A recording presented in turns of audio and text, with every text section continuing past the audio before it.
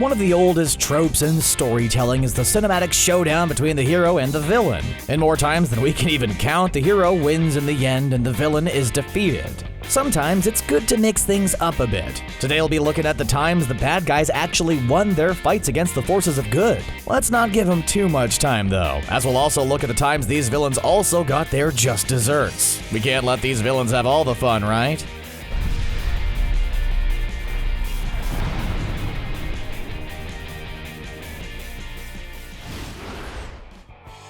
In the Saiyan Saga, Vegeta and Nappa landed on Earth in search of the Dragon Balls. There, they were met with Earth's greatest defense ever. 3 humans, and a Namekian, whatever Chaozu is, and a half-Saiyan kid.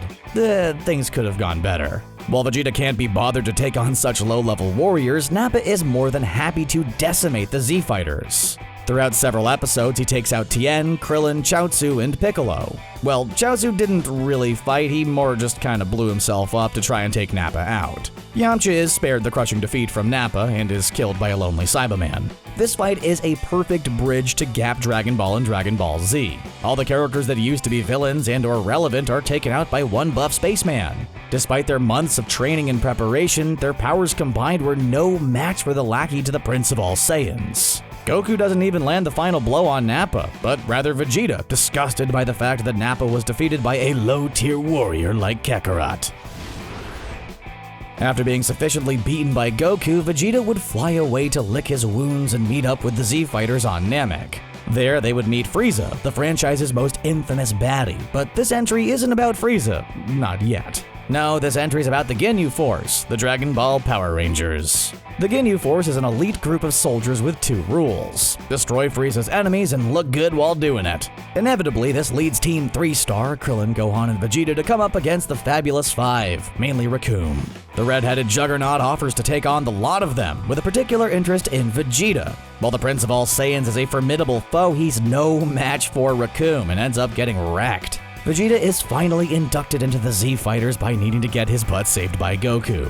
From that moment forward, Vegeta is officially one of the good guys. And definitely never does anything bad again. Definitely. A little patience goes a long way. Here we go. Just like Nappa's fight with all the Z-Fighters, this time around it's Frieza versus Vegeta, Piccolo, Crillon, and Gohan. Still in just his base form, Frieza seems to be more than a match for the scrappy young fighters, but taking them all on at once proves to be taxing, even for the great and powerful Frieza. So he pulls out a move that will get very repetitive very quickly. Transformation. Before Goku arrives, Frieza goes through 3 transformations before resting at his final form. Before Golden Frieza, but we don't have to talk about that right now. Each form grants Frieza more power, and soon his skill and techniques dwarf the others, who at this point are just trying to buy time. Similarly, at any point, Frieza could end the fight and kill all of them, but is having too much fun knocking them around. As a plus though, none of them die until Goku shows up. Then Vegeta gets a laser through the heart and, well, Crillon. Of all the things Vegeta needed a lesson in, humility was definitely one of them. Although in his defense, he recently had attained Super Saiyan, which at this point in the show was the highest level a fighter could reach. What Vegeta and the rest of the Z-Fighters would soon find out, though, was that Super Saiyan was not enough to take on the androids. Androids 17 and 18 were the baddest bots around. Created by Dr. Gero of the Red Ribbon Army, they were created to kill Goku and help take over the world. However, that never really came to fruition. Well, not exactly as Dr. Gero had planned, at least. In the Future Trunks timeline, Goku is killed by a heart virus before the androids even arrive, and is unable to stop them in their hunt for world domination. In the main timeline, however, the androids are even more powerful, and Android 18 proves it in spades by kicking the crap out of Vegeta. Perhaps it was his arrogance in fighting a woman, or he was still riding high after killing Android 19, but for whatever reason, Android 18 wiped the floor with him and easily broke Vegeta's arms and knocked him out. Before we continue, we'd like to take a moment and remind you to subscribe to CBR because we sure know YouTube never does. So be sure to hit that subscribe button and turn on notifications so you can be properly notified. If you're on mobile, you can simply turn on notifications in your YouTube settings. Now let's get back to the video. It was the fight he had dreamed of since he was created. He attained perfection just so he could fight him, and all he could think about was utterly crushing and defeating Son Goku. However, for as powerful as Cell was, for how many lives he took and how many fights he won, the victory against Goku was ultimately a hollow one. Perfect Cell is the perfect heel, to use a wrestling term. He's an arrogant villain who loves to flaunt his perfection to everyone within a 200-mile radius and then some. He wants you to know that he is perfect in every way conceivable before he kills you and destroys the planet. So the Cell games was leading up to a spicy event, Goku vs. Cell. It is all anyone has been talking about, and Cell wins by forfeit. After giving it his all and fighting for several episodes, Goku throws in the towel and tacks in his son Gohan to finish the job. While it may not have been the victory he wanted, by tournament rules, Cell did win against Goku. If it's any consolation, Cell did end up killing Goku, albeit accidentally. When Cell had his back against the wall, he activated his self-destruct mode, which would destroy the planet if Goku didn't instant transmission Cell away. So yeah, Cell did beat Goku either way. Back when this franchise was about martial arts and not multicolored space aliens and super moves, one of the main antagonists was really just a really well-trained martial artist. Mercenary Tau is an assassin for hire who will use his superior martial arts skills to take out his opponents. He was never aligned with the Red Ribbon Army, but they did employ his services from time to time. While he would have other encounters with Goku, their first meeting did not go well in young Goku's favor. The trained assassin merely toyed with the boy and easily defeated him. When Goku would attack, Tau would easily dodge and counter with simple strikes. A stomp to the foot, a swish of his ponytail was enough to knock Kid Goku right on his butt. Even with his above-average martial arts skills, Goku was no match for the trained killer. Of course, Mercenary Tau would not be a threat in Dragon Ball Z, despite his cyberization. Considering the stomping he received from Tien at the 23rd World Martial Arts Championship, that fancy robot body looked like a chump stacked up against the later Super Saiyans. Tau Pai Pai? More like Tau Cry Cry. Regardless, in Dragon Ball, Mercenary Tau was a force to be reckoned with for a short while. Remember when human characters were a threat that could actually handle themselves? Dragon Ball remembers. Remember when Yamcha used to be a serious contender? Today, Yamcha is known best for being dead in a crater, but in Dragon Ball, when he was not busting out that Wolfang fist, he was also getting beat by the three-eyed wonder himself, Tien. Just like Yamcha, Tian was a very different fighter in Dragon Ball. He was young, fierce, and ready to kill without hesitation thanks to his training from Master Shen. The two had their first fight in the 22nd World Martial Arts Tournament, and everything looked promising. Yamcha was determined to win, and Tian was cool as a cucumber. When the match began, it was basically over for Yamcha. He pulled out his best techniques and tricks, but Tian knocked every attempt down like it was nothing. Despite easily besting Yamcha, Tien was prone to overkill. After Yamcha was down, Tien took it a step too far and broke Yamcha's leg, even after he was down and knocked out. It would be an easy win for Tien, who would go on to fight Master Roshi and eventually Goku. Tien was unstoppable and would be declared the winner of the 22nd World Martial Arts Tournament. How will the aging Master of the Turtle School fare against the up-and-coming Tien? You'd think that Master Jackie Chun would defeat a mere student of Master Shen. Well, the fight was not as cut and dry as you might have thought. There is more to Tien than meets the eye, or three eyes in this case. While Jackie Chun is a trained and determined martial artist, the dangerous techniques Master Shen taught Tien has turned him into a killing machine. Tien is willing to attempt moves he hasn't even mastered and put the crowd at risk. The young and callous Tien does whatever he can to scratch out a victory against his experienced opponent, even underhanded cheap shots. He manages to blind Chun with a surprise solar flare, following up with a devastating kick to the neck. Despite Tien's claims that such a strike would have surely placed Chun into a coma, the 300-year-old hermit shows his resolve by rising once more. Incensed by the tenacity of his rival, Tien fires off an extremely dangerous Kamehameha at the Turtle Hermit, who's barely able to deflect it away from the crowd.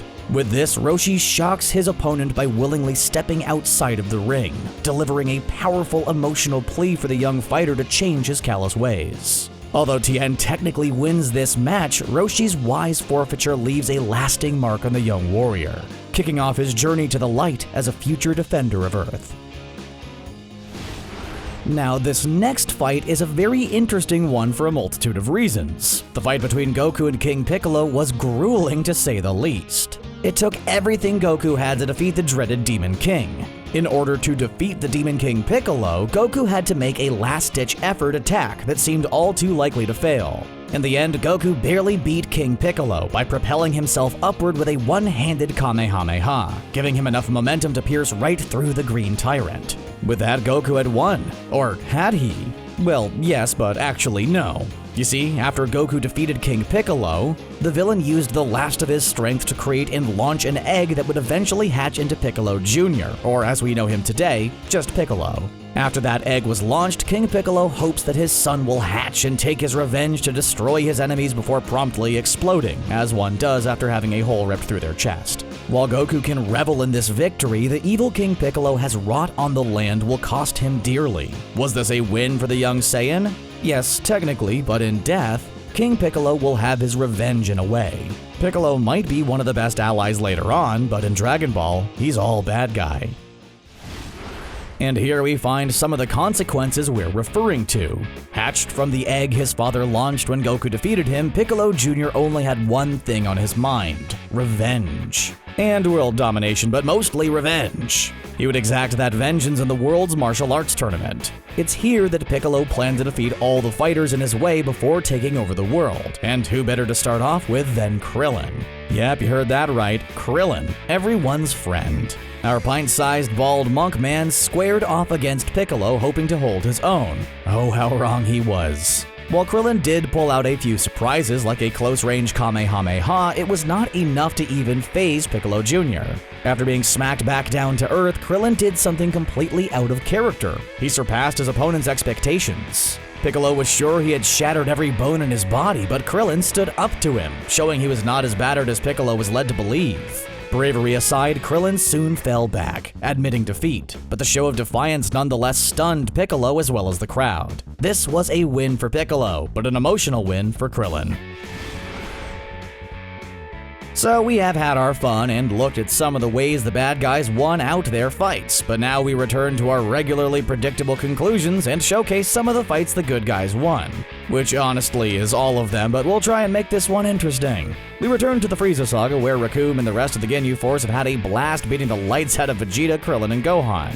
Just before any of them end up needing to be wished back by the dragon, Goku comes in to clean house. He begins by taking out Recoome, who had taken some heavy damage, so he was easy to take out. Jace and Berter, on the other hand, were at full health and ready to go. The red and blue tag team, however, did not fare any better against the Saiyan newcomer.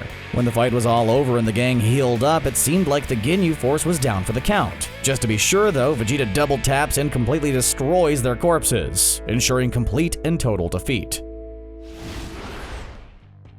While the rest of his men might have been defeated, a good captain fights for the lives of his troops. Captain Ginyu was the last one standing when he and Vegeta squared off. Though by this point, Ginyu had procured Goku's body with his unique ability of switching bodies with his opponent. So by the time Vegeta and Ginyu fight, it's actually Ginyu in Goku's body and Goku in Ginyu's body, giving Vegeta the satisfaction of killing Goku's body and Ginyu's mind all in one go. What more could Vegeta ask for? It's the best of both worlds. Sure, he doesn't get to kill Goku, but if Goku doesn't have a body to go back to, it's the same thing, right? Well, as always, Vegeta forgets that Ginyu can switch bodies, and had trapped Vegeta in such a way that he could easily switch bodies with him. It was up to Goku's quick thinking to throw a frog in the path of the body-switching beams to save Vegeta. With Ginyu now a frog thing and Goku back to normal, all is well in the world.